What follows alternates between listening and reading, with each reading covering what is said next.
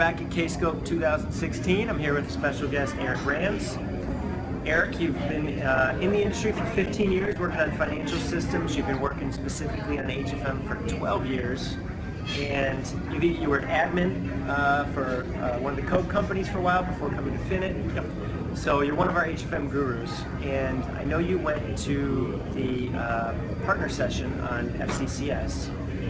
Tell us a little bit about the background. I mean, I think a lot of people are wondering, well, what is this? Is it just HFM in the cloud? What are the differences? How does that work? From what you've learned, where does HFM fit on premise? Where's the new FCCS fit? Yeah, so we did learn a lot at the Partner Summit about FCCS. It actually stands for Financial Consolidation, Close, and Cloud Services. It's not intended to be HFM in the cloud per se. It's a completely new and different product. There's still an active roadmap for HFM. That's one of the things we want to remember. But key differences are obviously it's based in the cloud. So you're going to have all the advantages of a cloud-based product when you switch over to FCCS, if that's something you want to do. So a few of the key differences are everything is on the same version, which is really cool in that there's no more upgrades, no more patch sets, no more worrying about database versions, anything like that. Everything's done for you in the background by Oracle. So whatever version everyone else is on, that's what version you're on. So no more of those types of things with that product. Another advantage of FCCS is that there are additional modules wrapped into the product. So for example, Supplemental Data Manager, which some folks are familiar with, Close Manager, those are wrapped in with FCCS, so you get all of that functionality that you would have gotten purchasing another module with FCCS. So Supplemental Data Manager, for those who don't know, allows you to capture very detailed information that HFM really wasn't that great at handling, textual type of information, debt schedules, things of that nature. And then Close Manager will allow you to monitor closely your close process and see how things are going, see who's posting journals that are routinely unposted, see how on track different components are in the close process. So those modules are wrapped in as well.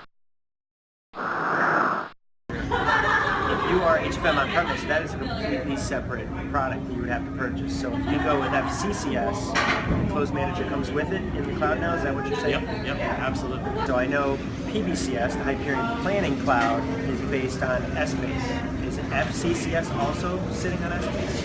It's not the on-premises version of Essbase that you would think of, but it's the same platform as PBCS. Okay.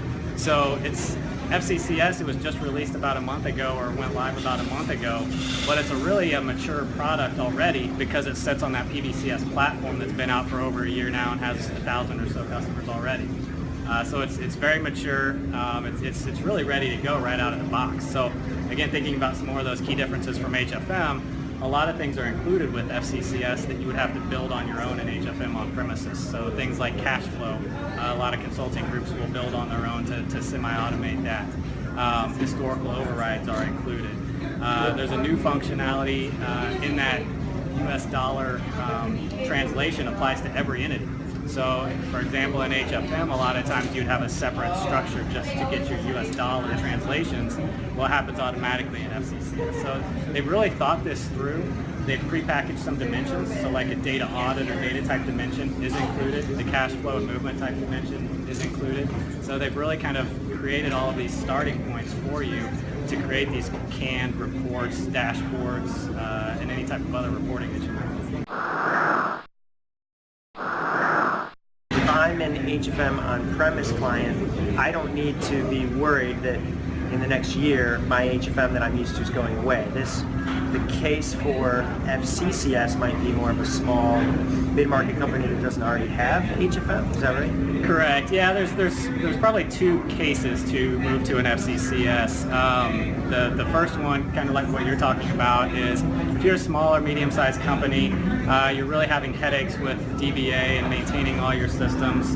Perhaps you've outsourced your data warehouse or your servers, things of that nature, and you want to get that a little more under control and tightly regulated. A move to FCCS might benefit you there because you're not going to have to worry again about your DBA, your IT group, or anybody else being involved. Oracle handles all of that because the solution's cloud-based. in thinking about a medium-sized company, the one thing you will want to look out for if you're considering that move to the cloud is the amount of detail you want to have in your system. So for example, FCCS right now is limiting to 2 custom dimensions. So if you're HFM on premises and have 6 customs with a whole bunch of detail, on premises is the place for you right now.